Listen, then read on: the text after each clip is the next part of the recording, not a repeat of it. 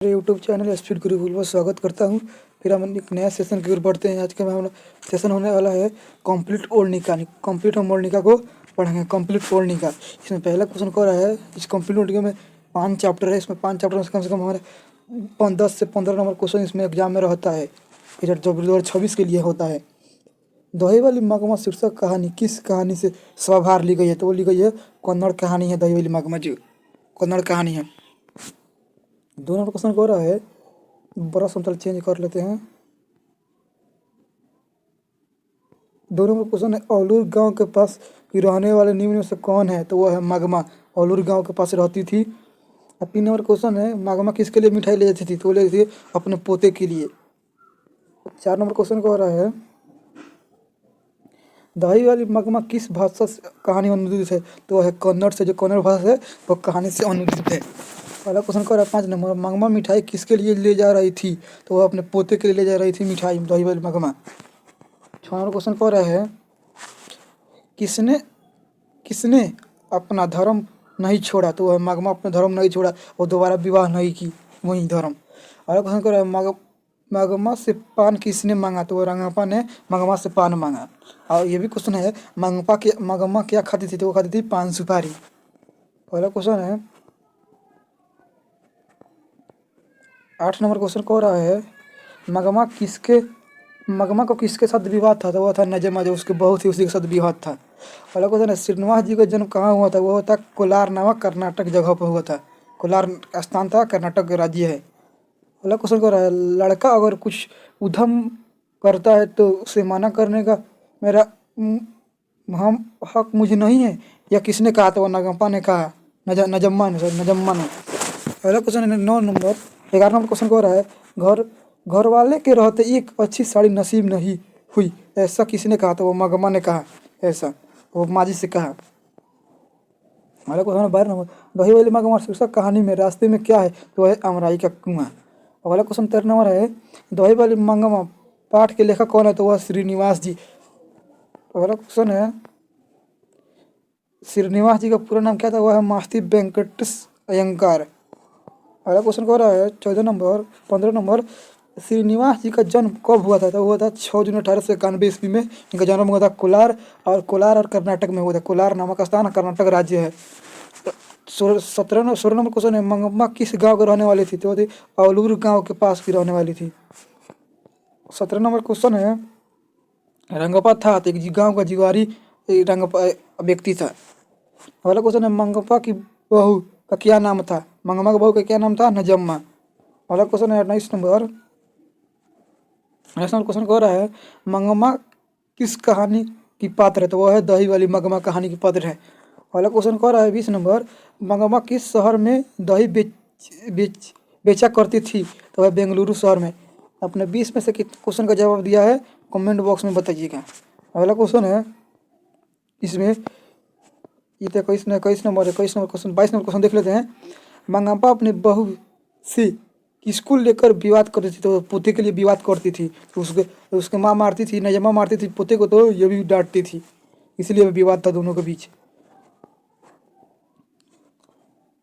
अगला क्वेश्चन है, मंगम्मा को किससे विवाद था? तो वह था बहू नजम्मा के साथ। अमराई का कुआं कहाँ है? अमराई कुआं कहाँ है? तो वह है रास्ते में।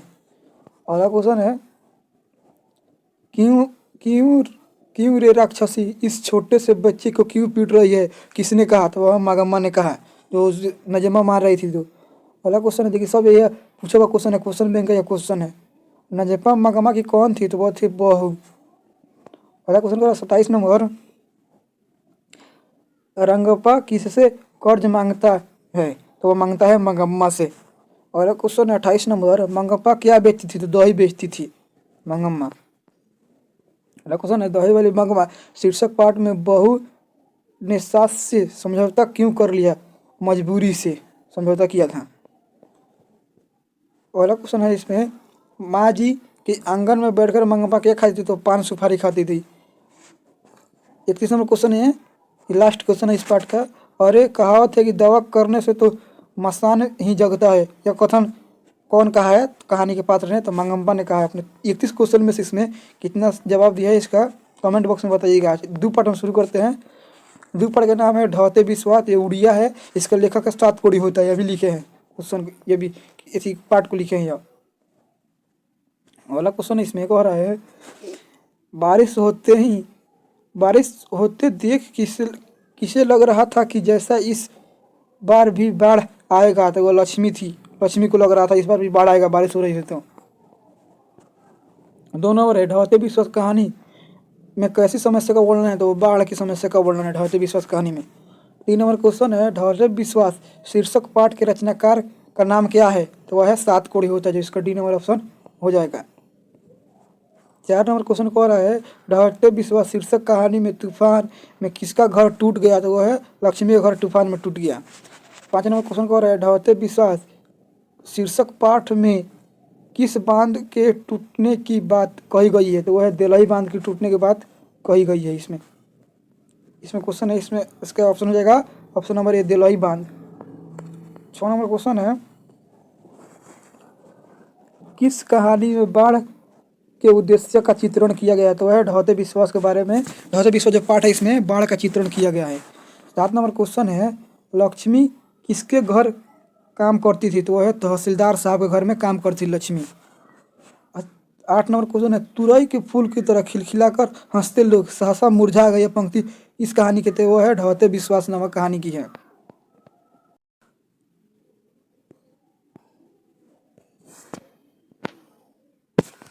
इसमें 9 नंबर क्वेश्चन कह रहा है, 9 नंबर प्रश्न है आपका कि बारी बारी से गांव के लड़के किसकी निगरानी कर रहे थे, वो देलही बांध की निगरानी कर रहे थे बारी बारी से गांव के लड़के। 10 नंबर प्रश्न है, लक्ष्मी अपने दोनों लड़कियों और छोटे बेटे को सुलाकर कहाँ गई थी, तो वो गई थी ग्वाल, यानी जो गोबर होता है वहीं पर गई थी। 11 नंबर क्वेश्चन है, 11 नंबर प्रश्न कह रहा है आपके, घर पर 2 लड़कियों और साल भर के लड़के को लेकर कौन अकेली है, तो वह अकेली थी, तो वह लक्ष्मी अकेली थी, उसके पति कलकत्ता में काम कर रही थी। 12 नंबर प्रश्न है, हर किराए पर लेकर बीघे भर जमीन में खेती कौन कराई थी, तो वह लक्ष्मी ने कराई थी, तो तहसीलदार साहब से कर्ज ली थी। अगला क्वेश्चन है इसमें, अगला प्रश्न, ढहते विश्वास कहानी किस लेखक द्वारा अनुदित है, तो वह राजेंद्र प्रसाद मिश्र द्वारा अनुदित है, जो इसमें हिंदी में ट्रांसफ़र किए हैं उड़िया से। अगला क्वेश्चन, ढहते विश्वास किस भाषा से अनुदित है, तो वह है उड़िया, उड़ीसा की भाषा है। 15 नंबर क्वेश्चन है, 2022 में पूछा गया था फर्स्ट सिटिंग में, सात कोड़ी का होता का जन्म कब हुआ था, 29 अक्टूबर 1929 को हुआ था इनका जन्म। 16 नंबर क्वेश्चन है, सात कोड़ी होता कहाँ के प्रमुख कथाकार है, तो वह उड़िया के प्रमुख कथाकार है सात कोड़ी होता। 17 नंबर क्वेश्चन है, लक्ष्मी कहाँ की केंद्रीय पात्र है, तो वह है ढहते विश्वास कहानी की पात्र है। 18 नंबर प्रश्न है, लक्ष्मी का पति में नौकरी कर रहा था, लक्ष्मी का पति कहाँ नौकरी कर रहा था, तो वह कलकत्ता नामक स्थान पर नौकरी कर रहा था। इसमें अगला क्वेश्चन है, लक्ष्मी के बड़े पुत्र का क्या नाम था, तो वो नाम था अच्युत, लक्ष्मी के बड़े पुत्र का नाम था। इसमें 20 नंबर क्वेश्चन है, ढहते विश्वास कहानी में कहाँ का जनजीवन और बाढ़ सुखाड़ का चित्र काफ़ी मैंने प्रभावित हुआ है, तो वह है उड़ीसा का। अगला क्वेश्चन है, बाढ़ के समय से कहानी के केंद्र में है, तो वह है ढहते विश्वास। 22 नंबर क्वेश्चन है, लक्ष्मी के संबंध में क्या सही है, लक्ष्मी के संबंध में ढहते विश्वास कहानी का प्रमुख पात्र है, गांव में रहने वाली एक गरीब और संघर्षशील महिला है, उसका पति लक्ष्मण कलकत्ता में नौकरी करता था, इसका हो जाएगा उपयुक्त सभी डी। 23 नंबर क्वेश्चन है, किनके कथा साहित्य में उड़ीसा का जीवन गहरी आंतरिकता के साथ प्रकट किया गया है, तो वह है सात कोड़ी होता के पुस्तक में कथाकार में। 24 नंबर प्रश्न है, पूर्वज लक्ष्मी के कितना लिए खेत छोड़ के गए थे, तो 1 बीघा छोड़ के गए थे लक्ष्मी के लिए। अगला क्वेश्चन है 25 नंबर क्वेश्चन, सात कोड़ी होता किस भाषा के प्रमुख कथाकार है, तो उड़िया भाषा के वो प्रमुख कथाकार हैं। 24 नंबर क्वेश्चन है, कटक शहर को बाढ़ के चपेट से बचाने के लिए किसने पत्थर का बांध बनवाया था, तो वो बनवाए थे महाराज ययाति केसरी ने। अगला क्वेश्चन 27 नंबर, लक्ष्मी के पति का नाम क्या था? तो वह नाम था लक्ष्मण। तो इसमें अगला क्वेश्चन है, किस नदी के बांध के नीचे लक्ष्मी का घर था? तो वह था देवी नदी के बांध के नीचे इसका घर था। गौड़ निधि कहाँ से लौटा था? तो वह लौटा था कटक से, जो वो पढ़ा हुआ लड़का था। और इसमें क्वेश्चन है, गुण निधि कैसा लड़का था? तो वह लड़का था पढ़ाकू लड़का था गुण निधि। 31 नंबर क्वेश्चन है, किस किस किस बांध में काम करते हुए पत्थर के नीचे दबकर लक्ष्मी के ससुर शहीद हो गए थे? वो थे हीराकुंड बांध में शहीद हो गए थे। अगला क्वेश्चन है इस पे 32 नंबर, गुण निधि ने किस दल का गठन किया था? वो क्या था? स्वेच्छा सेवक दल का गठन किया था। स्वेच्छा दल का गठन किया था गुण निधि ने। अगला क्वेश्चन है 33 नंबर, गुण निधि किस कहानी का पात्र है? तो वह है ढहते विश्वास नामक कहानी का पात्र है। 34 नंबर क्वेश्चन है आपका, ढहते विश्वास कहानी में स्कूल कहाँ है? तो वह है टीले के पास स्कूल है आपका, टीले के नीचे स्कूल है इस कहानी में। 35 नंबर क्वेश्चन है, कौन हल्ला करके बाढ़ से सबको सचेत कर रहा था? तो चंद्रा, गुण निधि, अच्युत, शंकरा और मकरा, इनमें सभी। ऑप्शन नंबर डी हो जाएगा सही आपका। 36 नंबर क्वेश्चन है, ढहते विश्वास कहानी के संपादक कौन है? तो वह है सात कोड़ी होता वाला। इसमें क्वेश्चन है 37 नंबर, लक्ष्मण कहाँ नौकरी करता था? करता था कलकत्ता में लक्ष्मण नौकरी कर रहा था। 38 नंबर क्वेश्चन है, ढहते विश्वास कहानी के प्रमुख पात्र कौन है? तो वह है लक्ष्मी प्रमुख पात्र ढहते विश्वास कहानी की। इसका लास्ट क्वेश्चन है, सुरक्षा दल का गठन किसने किया था? तो गुण निधि है। आपने इस पार्ट के 39 क्वेश्चन के कितना जवाब दिया है आप कमेंट में बताइएगा। 3 पार्ट हम शुरू करते हैं। माँ, जिसका नाम है चैप्टर का, ये गुजराती कहानी है, इसका लेखक है ईश्वर पेटलीकर। इसमें अगला क्वेश्चन कह रहा है, 1 नंबर क्वेश्चन है, 3 गोरे निष्ठात डॉक्टरों के एक मत होकर मंगू के पागलपन का क्या निदान प्रकट किया? तो पागलपन मिटाना संभव नहीं है, तीनों डॉक्टरों ने कहा, गोरे डॉक्टरों ने। 2 नंबर क्वेश्चन है, मंगू कब से पागल है? तो वह जन्म से पागल है और गूंगा भी है। इसमें 3 नंबर क्वेश्चन है, माँ शीर्षक कहानी में किसने अपने बड़े पुत्र को घर आने के लिए पत्र लिखा? तो माँ ने लिखा। अगला क्वेश्चन है 4 नंबर क्वेश्चन है, मंगू किस कहानी का पात्र है? तो वह है माँ कहानी का पात्र है मंगू। अगला क्वेश्चन है इसमें, किनके साहित्य में गुजरात का समय और समाज नए पुराने मूल्य, दर्शन और कला का आदि वर्णन मिलता है? तो ईश्वर पेटली जी करके कहानी में मिलता है। अगला क्वेश्चन है हमें 6 नंबर, मंगू की माँ अस्पताल को किस की उपमा देती है? तो गौशाला के अस्पताल की उपमा देती है, जैसे टाइटल बोला जाता है। 7 नंबर क्वेश्चन है, ईश्वर पेटलीकर कहाँ के लोकप्रिय कथाकार हैं? तो उड़िया के, गुजरात के हैं प्रमुख कथाकार। 8 नंबर क्वेश्चन है, पागलों के अस्पताल में उपद्रवी मरीजों को कैसे रखा जाता था? तो कमरे में बांध कर रखा जाता था उपद्रवी मरीजों को। 9 नंबर क्वेश्चन है, मंगू के अस्पताल में भर्ती करने के लिए माँ के पुत्र ने किससे ऑर्डर प्राप्त किया? तो मजिस्ट्रेट से ऑर्डर प्राप्त किए। 10 नंबर क्वेश्चन है, माँ को कितने पुत्रियाँ थी? तो 2 पुत्रियाँ 2 पुत्र थे। रात में रोशनी जलने से इससे नींद नहीं आती है, यह किसने कहा? तो माँ ने कहा। 12 नंबर क्वेश्चन है, माँ जी किसे गौशाला का उपमा देती है? तो अस्पताल को गौशाला का उपमा देती है माँ जी। 13 नंबर क्वेश्चन है, कौन महीना माँ जी के लिए आशा भरा महीना था? तो वह था अगहन का महीना माँ के लिए। किसी ज्योतिष से दिखाई थे, ज्योतिष ने कहा कि अगहन के महीना में मंगू ठीक हो जाएगा, इसीलिए माँ के लिए आराध्यमय महीना बन गया। 14 नंबर क्वेश्चन है, माँ कहानी किस लेखक द्वारा रचित है? तो ईश्वर पेटलीकर द्वारा रचित है कहानी। मंगू की माँ की कितनी संतानें थी? तो 4 संतानें थी, 2 पुत्र और 2 पुत्रियाँ। अगला क्वेश्चन है, माँ कहानी के हिंदी में अनुवाद किसने किया था? गोपाल दास नगर ने किया इसका अनुवाद हिंदी में। मंगू के अलावा उसके माँ का कितनी संतानें थी? तो 3 संतानें थी मंगू के अलावा। मंगू जन्म से पागल है, पागल भी और गूंगी भी है, दोनों जगह। तो इसका ऑप्शन नंबर टिक कर लीजिएगा। हाँ, इस नंबर को रहा है काला पानी। ईश्वर पेटलीकर का लोकप्रिय क्या है उपन्यास है काला पानी। 20 नंबर क्वेश्चन है खून की सगाई किनकी प्रसिद्ध कहानी है? तो ईश्वर पेटलीकर जी की खून की सगाई प्रसिद्ध उपन्यास है। इसमें जो 22 नंबर सवाल है देखिए कितने बार पूछा गया है। 2022 में, 2020 में, 2021 में, 2022 में भी पूछा गया है। और इसके पिछला साल भी पूछा गया, जो एग्जाम इसके पहले दिए थे वो लोग। देखो, ईश्वर पेटलीकर किस भाषा के लोकप्रिय कथाकार है? तो गुजराती भाषा के लोकप्रिय कथाकार है। इसमें 23 नंबर क्वेश्चन है मंगू की माँ के लिए कौन सा महीना आराध्य देव बन गया था? वो अगहन का महीना माँ के लिए आराध्य देव बन गया था।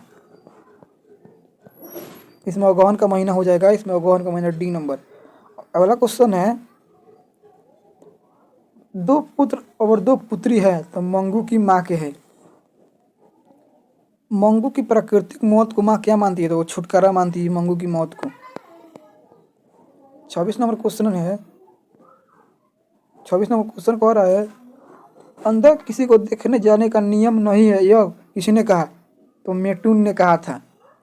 27 नंबर क्वेश्चन है कि मंगू को भर्ती करने के लिए माँ को किससे पत्र लिखना, किसके पत्र लिख के बुलवाया? तो बड़े बेटे को अपने पत्र लिख के बुलवाया। इसमें का लास्ट क्वेश्चन हो गया। आपने कितने क्वेश्चन सही किया कमेंट में बताइएगा। अब हम 4 पार्ट को देखेंगे इसके। जो इसका नाम है नगर, जो तमिल कहानी है, जो सुजाता जी ने लिखा है, नगर कहानी है।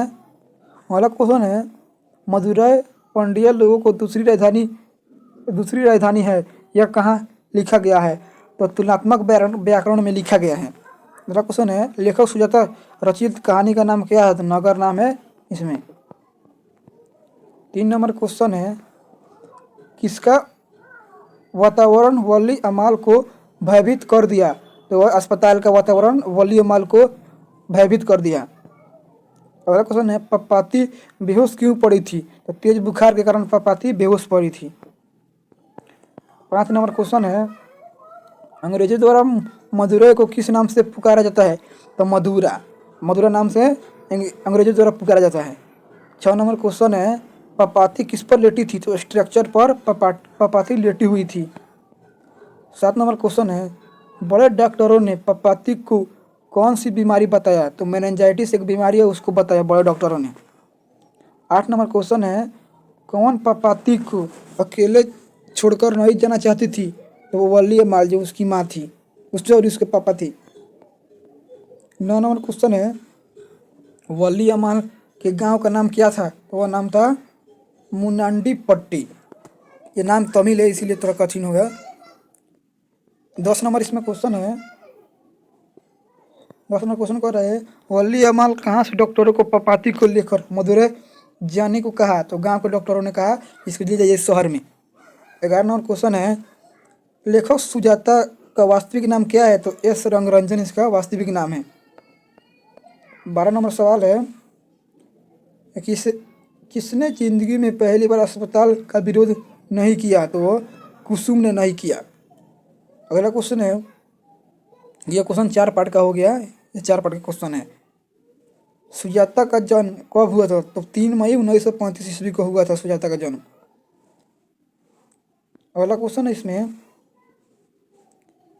पपाती का कौन सा रोग था? तो वह था मेनिंजाइटिस, एक जो बुखार है वही उसको हुआ था पपाती को। 15 नंबर क्वेश्चन है नगर कहानी किस भाषा से अनुदित है? तो तमिल भाषा से नगर कहानी जो अनुदित है। अगला क्वेश्चन है पपाती कहानी की पात्र है? तो नगर कहानी की पात्र है। अगला क्वेश्चन है वली अमाल की लड़की कौन है? तो वह है पपाती। अगला क्वेश्चन है इसमें 18 नंबर नगर शीर्षक पाठ में अमल राज को कितना नंबर कमरा दिखाने के लिए कहा गया? तो 48 नंबर है, उसको अमरलाल को दिखाना कहा है कमरा। 19 नंबर क्वेश्चन है पपाती की क्या उम्र थी? तो 12 वर्ष थी, 12 से 13 वर्ष बताया गया है कहानी में। अगला क्वेश्चन है 20 नंबर एस रंगरंजन का वास्तविक नाम क्या है? तो नाम है सुजाता। इसमें क्वेश्चन को उल्टा कर दिया गया है। 21 नंबर क्वेश्चन था I want that girl admit, यह किसने कहा? मैंने I want that girl admit now, ये किसने कहा? तो बड़े डॉक्टरों ने कहा इस जाकर लड़की को जल्दी एडमिट करो। 22 नंबर क्वेश्चन है नगर शीर्षक कहानी के लेखक कौन है? तो वह है सुजाता। इसमें अगला क्वेश्चन है 23 नंबर बड़े डॉक्टरों के संबंध में क्या सही है? तो विदेशों से शिक्षा पाकर लौटे थे स्रोतकार, कक्षाओं को पढ़ाते थे और वे प्रोफेसर थे। इसमें उपयुक्त सभी सही है इसमें से कथन। पहला क्वेश्चन है इसमें, वली अमाल मदुरई स्थित बड़े अस्पताल दिखाने गई थी? किसको दिखाने गई थी? तो पापाती को दिखाने गई थी। 25 नंबर क्वेश्चन है, तुलनात्मक व्याकरण किसकी रचना है? तो कार्ल वेल्ट की तुलनात्मक व्याकरण इसकी रचना है। तुलनात्मक व्याकरण। पहले दिन पापाती को क्या था? तो बुखार था। इसमें लास्ट 27 नंबर क्वेश्चन है, मदुरई को यूनानियों द्वारा क्या कहा जाता है? तो मेदुरा कहा जाता है। इस पार्ट में 27 क्वेश्चन था। आपने 27 में से कितना सही किया है कमेंट बॉक्स में जरूर बताइएगा। इसका लास्ट चैप्टर होने वाला है वर्णिका का, कंप्लीट वर्णिका का। धरती कब तक घूमेगी, राजस्थानी है। इसमें अगला क्वेश्चन है, माँ को रखने का ठेका सिर्फ उसी ने तो नहीं ले रखा है, या किसने कहा ले रखा है? तो कैलाश ने कहा। अगला क्वेश्चन है, सीता के पुत्रों के नाम? ये हो जाएगा कैलाश, नारायण एवं बिरजू। ये नाम था, उसके 3 पुत्र थे। इसमें किसको पत्नी और पति का नाम याद रखना है। राधा किसकी पत्नी है? तो कैलाश की राधा पत्नी है। इसमें 4 नंबर क्वेश्चन है, किसे महसूस हुआ कि पृथ्वी और आकाश के बीच घुटन भरी हुई है? तो सीता को महसूस होने लगा। बिरजू की पत्नी का नाम क्या है? पुष्पा। बिरजू की पत्नी का पुष्पा नाम है, याद रखिएगा। क्वेश्चन यह भी पूछा जाएगा एग्जाम में आपको। धरती कब तक घूमेगी कैसी कहानी है? एक सामाजिक कहानी है। और 7 नंबर प्रश्न है, अगले दिन सीता ने क्या किया? तो घर को छोड़ दिया सीता ने। 8 नंबर प्रश्न है, अरे अपनी अमीरी दिखाने के लिए रसमलाई भेजी है, क्या है? यह किसने कहा? तो है बिरजू की पत्नी पुष्पा ने कहा। पहला क्वेश्चन है 9 नंबर, भरी आँख आई पोंछकर किसने आकाश की ओर देखा? तो सीता ने देखा। इसमें क्वेश्चन है 10 नंबर, धरती कब तक घूमेगी पाठ के लेखक कौन है? तो सांवर दैया लेखक है। इसके जो इसमें हिंदी में अनुदित किया है वही सांवर भी दैया है, दोनों के इसके यही होगा। पहला क्वेश्चन है, राजस्थान भाषा के सफल कहानीकार कौन है? राजस्थानी भाषा के? तो वह है सांवर दैया। इसका ऑप्शन नंबर ही। अब 12 नंबर क्वेश्चन है, सांवर दैया भाषा के सफल कहानीकार है? तो वह है राजस्थानी भाषा के सफल कहानीकार हैं। 13 नंबर, 3 बेटे की एक माँ, यह है सीता। एक है 3 बेटे एक माँ, 3 बेटे एक वक्त की रोटी, ये भी इसी कहानी का है, तो ये भी पूछेगा अगर प्रश्न होगा। 14 नंबर क्वेश्चन है, सीता का कितने बेटे थे? तो 3। सीता को अपने घर में कैसा महसूस होने लगा? तो घुटन सा महसूस होने लगा सीता को। एक बात अच्छी नहीं लगती है कि माँ महीने भर इधर उधर लुढ़कती रहे, यह किसने कहा? तो कैलाश ने कहा। 17 नंबर क्वेश्चन है, किनकी कहानियों में राजस्थानी समाज गहरे अर्थबोध एवं विविध घटनाओं के साथ उपस्थित है? तो सांवर दैया जी की कहानी में उपस्थित है। 17 नंबर क्वेश्चन है। 18 नंबर क्वेश्चन ये रहे, सीता किस कहानी के प्रमुख पात्र है? तो है धरती कब तक घूमेगी। 19 नंबर क्वेश्चन है, धरती कब तक घूमेगी किस भाषा से अनुदित है? तो राजस्थानी भाषा से अनुदित है। 20 नंबर प्रश्न है, एक बेटे सीता के बेटे ने कितने रुपए महीनवारी खर्च करने को देना? तो 50 रुपया। 3 बेटों ने ये फैसला किया। धरती कब तक घूमेगी शीर्षक पाठ में सीता के बड़े बेटे का नाम क्या है? तो कैलाश है सीता के बड़े बेटे का नाम। इसमें 22 नंबर क्वेश्चन है, धरती कब तक घूमेगी शीर्षक पाठ में सीता इसमें से एक जूम कर देते हैं, इसमें नहीं लग रहा है। अगला क्वेश्चन है, सीता क्या देखकर रुआई हो गई? तो अपने काला ओढ़ना को देखकर रुआई हो गई। 23 नंबर क्वेश्चन है, कैलाश की पत्नी थी? तो वह थी राधा। कैलाश की पत्नी थी राधा। भंवरी किसकी पत्नी है? तो वह है नारायण की भंवरी पत्नी है। इसमें 25 नंबर क्वेश्चन है, धरती कब तक घूमेगी शीर्षक कहानी में किसे महसूस होने लगा कि आकाश अनंत नहीं है? तो वह सीता को महसूस होने लगा आकाश अनंत नहीं है। 26 नंबर प्रश्न है, किस दिन सीता को लगा कि लपसी बिल्कुल फीकी है? तो नहर सिंह जी वाले दिन, जो होते हैं होली के एक दिन पहले जो होलिका दहन बोल रहा था, उसी दिन सीता को लगने लगा। 27 नंबर प्रश्न है, 3 बेटे 2 वक्त की रोटी किस कहानी की पंक्ति है? तो वह है ढहते धरती कब तक घूमेगी। 28 नंबर प्रश्न है इसका, धरती कब तक घूमेगी शीर्षक पाठ की नायिका कौन है? तो वह है सीता। आपने इस कंप्लीट हो गया आपका वर्णिका। आपने कितना प्रश्न सही किया है आप कमेंट बॉक्स में बताइएगा। आपको वीडियो अच्छा लगा हो तो लाइक और सब्सक्राइब एंड शेयर जरूर कर दीजिएगा।